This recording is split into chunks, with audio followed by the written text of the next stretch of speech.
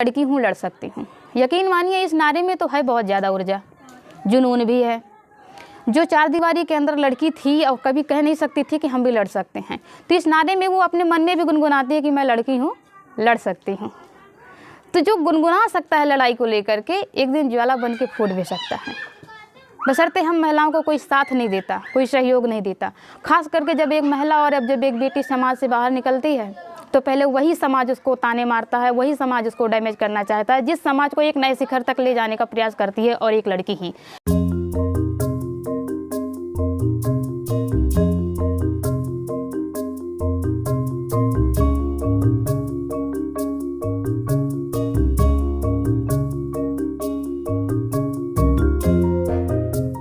दो 2022 विधानसभा चुनाव जो यूपी में होने वाले हैं और सभी पार्टियों ने खूब तैयारियां करी हैं। चुनावों को लेकर के नेताओं में काफ़ी भगदड़ मची हुई है, लोग अलग अलग पार्टियों में अपनी पार्टी छोड़ के शामिल हो रहे हैं। इसी कड़ी में हम चित्रकूट ज़िले की निर्मला भारती से बात करेंगे कि वो क्या कहना चाहेंगी अगर उनको टिकट मिलता है किसी भी पार्टी से। वैसे तो उनका कहना है कि वो कांग्रेस की भावी प्रत्याशी हैं, तो हम उनसे जानते हैं कि अगर उनको टिकट मिलता है इस विधानसभा चुनाव के लिए में, तो वो किस तरह के मुद्दों को लेकर चुनाव लड़ेंगे, उनके क्या मुद्दे होंगे। तो आइए हम निर्मला भारती से जानते हैं। आप अगर विधानसभा चुनाव जीतती हैं, आपको टिकट मिलता है, तो किस चीज़ पे ज़्यादा ध्यान देंगी बुंदेलखंड में या अपने क्षेत्र में? देखिए, सबसे ज़्यादा ध्यान हमारे बीच में सबसे ज़्यादा समस्याएं हैं शिक्षा, स्वास्थ्य और जो किसानों की रोज़मर्रा की जो समस्याएं हैं। ना तो समय से उनको बिजली मिलती है, ना तो समय से खाद मिलता है कि वो अपने खेत की सिंचाई कर सके, समय से खाद डाल सके। मैं ये नहीं समझ पा रही कि सरकार पूरी जो है देश की सरकार हुआ करती है, किसी एक की सरकार नहीं है, सबके लिए सबका समान व्यवहार होना चाहिए। जब मैं देखती हूँ कि जो है खाद उसमें सेंटरों में जो है एक किसानों की लंबी लाइन लगी है, तो लंबी लाइन कैसे लगी है मेरी यही नहीं समझ में आता है। भाई, जिस तरह से आप जो है एक कोटेदार के यहाँ खाद्यान्न वितरण कराते हो, जिस तरह से एक कोटेदार आम पब्लिक होकर के एक सेवा करके जो है इतनी अच्छी जो है व्यवस्था दे करके जो है गल्ला इतनी सही तरीके से बांट सकता है, तो आपके तो सरकारी अफसर हैं, ये क्यों खाद्यान्न समय से नहीं मुहैया करा सकते हैं किसानों को? किसान हमारा परेशान रहता है। तो मेरे लिए तो एक पहले तो शिक्षा होगा, स्वास्थ्य होगा और किसानों की जो है जो जुनूनी समस्याएँ हैं उन पर यही मेरा मुद्दा होगा। और जो लड़कियाँ हैं हमारी, मैं आज ये मानती हूँ कि देखिए, जो मैंने LLB किया, मैंने बांदा से किया। चित्रकूट में LLB का कोई विद्यालय नहीं है, तो अगर हमें ये बनने के मौके मिलते हैं तो विद्यालय हमारे जनपद चित्रकूट में हर एक एजुकेशन और हर एक डिग्री की विद्यालय अपने चित्रकूट में होना चाहिए। ये मेरा भी मुद्दा होगा, ताकि हमारे डिस्ट्रिक्ट के बच्चे बाहर ना जाके पढ़ें, अपने ही डिस्ट्रिक्ट में जो है पढ़ाई जैसे सपने को पूरा करके अपने डिस्ट्रिक्ट में रहें और अपने माँ बाप के पास रह करके पढ़ाई लिखाई की शिक्षा दीक्षा पूर्ण कर सकें। राजनीति में आप किसको आदर्श मानती हैं? मान्यवर काशीराम को मानती हूँ मैं, बाबा साहब को मानती हूँ, फूले जी को मानती हूँ, माता सावित्रीबाई जी को मानती हूँ मैं, क्योंकि माता सावित्रीबाई फूले नहीं होती तो आज मेरी अपनी शिक्षा दीक्षा नहीं होती। डॉक्टर भीमराव अंबेडकर जी नहीं होते, संविधान नहीं लिखते तो आज हमें पढ़ने का अधिकार नहीं होता। यही सब मेरे अपने आदर्श हैं और मेरे अपने जीवन में जो अभी वर्तमान में आदर्श है वो तो मेरे माँ बाप ही आदर्श हैं। ये तो सबके लिए आदर्श होना चाहिए। डॉक्टर BR अम्बेडकर जी हैं, छत्रपति साहू महाराज हैं, फूले जी हैं, माता सावित्री बाई हैं, तो ये सबके लिए एक आदर्श बन सकती हैं और बनना चाहिए, सबको बनाना चाहिए। मेरे लिए नहीं, मेरे लिए तो आदर्श ही हैं। लेकिन अगर मेरे माँ बाप को रुझान नहीं होता मुझे शिक्षा दीक्षा की ओर ले जाने के लिए, तो मैं पढ़ भी नहीं पाती। सब कुछ होने के बावजूद भी नहीं पढ़ पाती। संविधान भी है, अधिकार भी है, लेकिन नहीं पढ़ पाती। इस अधिकार को कैसे जान पाई मैं? क्योंकि मेरे माँ बाप ने जानते थे और मुझे जनवाने के लिए उन्होंने पूरी कोशिश करी।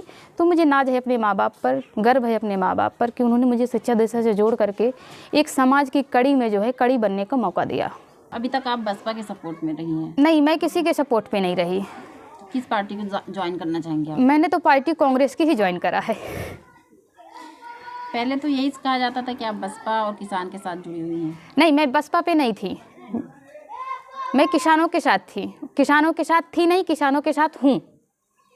अब आने वाले कल में भी मैं किसानों के साथ ही रहूँगी, क्योंकि किसान जो अन्न बोता है मैं उसी अन्न से खा करके पेट भरती हूँ, मेरा पूरा परिवार पेट भरता है। तो मैं किसानों का साथ तो कभी नहीं छोड़ सकती, मरते दम तक किसानों का साथ नहीं छोड़ सकती।